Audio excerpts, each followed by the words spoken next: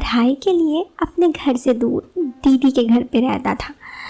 एक दिन एक कार्यक्रम में मुझे एक शादीशुदा रिश्तेदार दिखी दीदी का, जो उसकी ननद थी। वो मुझे भा गई, वो भी मेरी निगाहों को पहचान गई। उसके बाद क्या हुआ?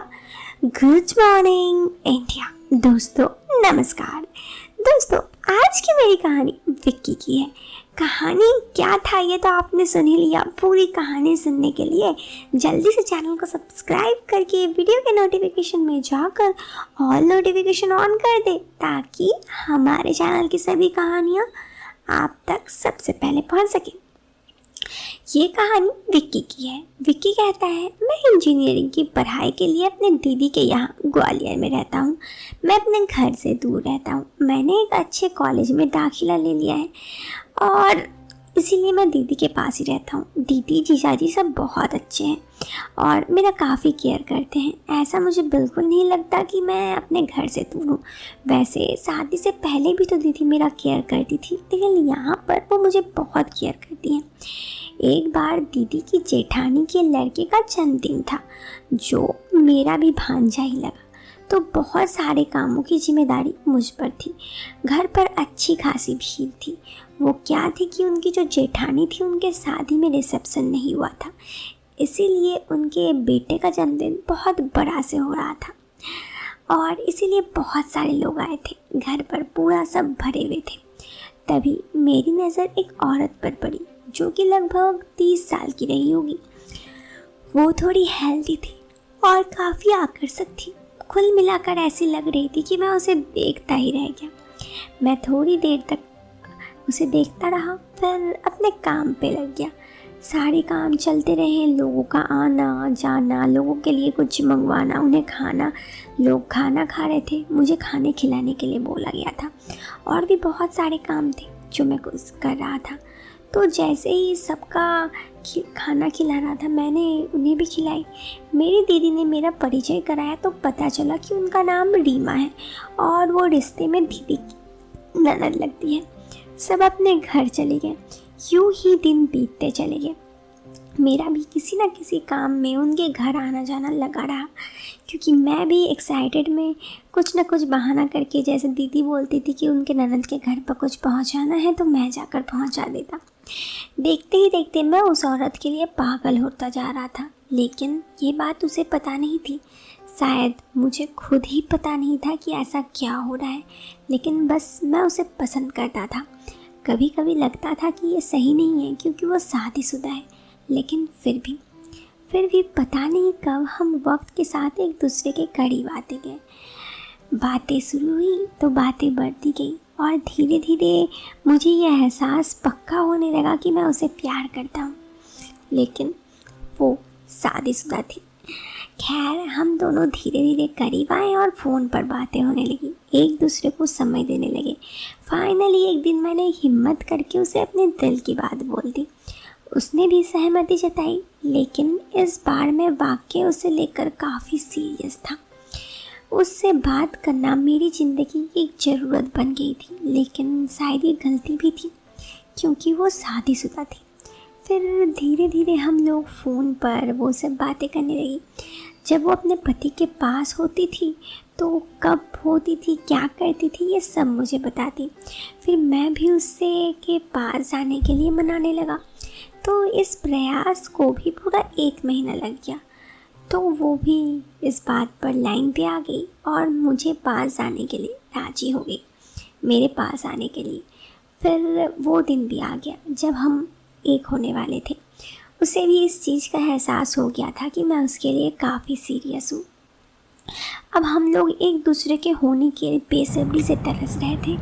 फिर मैंने उसे बताया कि आप बाज़ार का बहाना बनाकर आ जाना, हम लोग एक साथ चल लेंगे। लेकिन वो डर रही थी, वो बार बार दोहरा रही थी कि कहीं सेफ जगह ले चलना, कहीं कोई मुसीबत ना पड़ जाए हम दोनों को।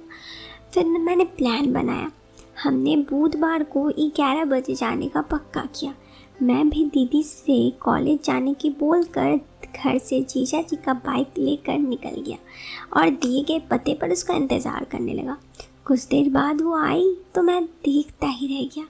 वो किसी परी से कम नहीं लग रही थी।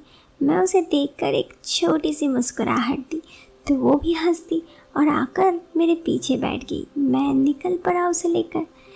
मेरे एक दोस्त का होटल था, मैंने उसे वहाँ ले गया। सबसे पहले तो उसके मन में डर था कि कहीं होटल से कुछ वैसी मूवीज़ ना बन जाए, क्योंकि कभी भी होटल में वीडियोस कैमरा लग सकते हैं। तो वो काफ़ी ज़्यादा डर रही थी और सच कहूँ तो थोड़ी सी मैं भी डर रहा था और उससे ज़्यादा उसकी चिंता मुझे थी इस बात की। सबसे पहले मैंने पूरे कमरे की छानबीन की। जब मैं संतुष्ट हो गया तो हमने अपने एक दूसरे के साथ शुरुआत की। हम एक दूसरे के बाहों में कुछ देर रहे और फिर मैंने उससे थोड़ा रिलैक्स होने के लिए कहा। वो भी आराम से लेट गई, मैं भी उसके बगल में।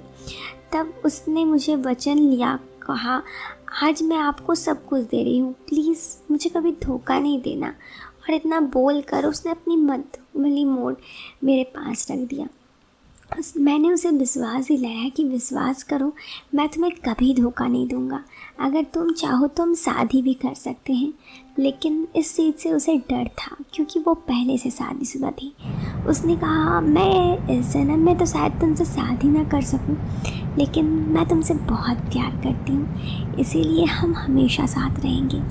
मैंने उसे विश्वास दिलाया और फिर मैं कुछ बोलता इससे पहले वो वॉशरूम चली गई। वो नहा कर फ्रेश होकर निकली तो ब्लैक कलर के ड्रेस में वो बहुत ही खूबसूरत लग रही थी, इतना कि मैं तो उसे तारीफ़ किए बिना रह ही नहीं सकता। मैं उसके लिए कुछ सरप्राइज़ लेने की सोच कर जब वो वॉशरूम में थी तो बेड पर कुछ फूल जो मैंने लेकर आए थे, फूल की पंखुड़ियाँ बेड पे बिछा दी थी और एक बहुत सुंदर सा रेड कलर का दिल बना दिया था। इससे वो बहुत खुश हुई। मैंने उसे कहा, ये आज हमारा पहला दिन है, भले ही रात ना हो लेकिन दिन है और इस चीज़ को मैं यादगार रखना चाहता हूँ। इतना कहकर मैं उसके पास चला गया और फिर हम दोनों एक दूसरे के हो गए, हमेशा हमेशा के लिए। फिर थोड़ी देर बाद हम दोनों उठे, वो वॉशरूम गई और उसके बाद वॉशरूम से आकर हमने खाना मंगाया और खाना खाने के बाद एक दूसरे के साथ 1 घंटे लेटकर प्यार की बातें की। फिर हम होटल से बाहर आ गए। मैं उसे उसके घर के समीप छोड़ दिया, फिर अपनी दीदी के घर आकर उसे फ़ोन पर बातें करने लगा। आज का दिन कैसा बीता, आपको कैसा लगा? तो उसने बताया, विक्की आज बहुत दिन के बाद मुझे बहुत खुश लगा, मैं तो बहुत थक गई हूँ। और बोली, आप तो बुरी तरह मेरा हालत ख़राब कर दी है, अब पूरे शरीर पे दर्द हो रहा है। मैंने उसे अगली बार कहा कि अब आराम से करते हैं, ठीक है, और फिर फ़ोन रख दिया। फिर उसके बाद भी मैं अक्सर उससे मिलते रहा। जितने साल मैं दीदी के घर से इंजीनियरिंग करता रहा उससे मिलता रहा। फिर कुछ दिनों बाद मेरी इंजीनियरिंग की पढ़ाई पूरी हुई तो मैं वापस जहाँ पे जॉब पे आ गया। उसके बाद उससे भेंट न हुई, लेकिन वो मेरी ज़िंदगी की सबसे ख़ास थी जो हमेशा याद रहेगी। तो दोस्तों, ये थी विक्की की कहानी। आपको ये कहानी कैसी लगी कमेंट बॉक्स पर ज़रूर बताना। साथ ही वीडियो पसंद आए तो लाइक करने के साथ चैनल को सब्सक्राइब ज़रूर करना। दोस्तों, हम मिलते हैं आपसे फिर एक नए वीडियो में। तब तक के लिए बाय बाय, टेक केयर, जय हिंद।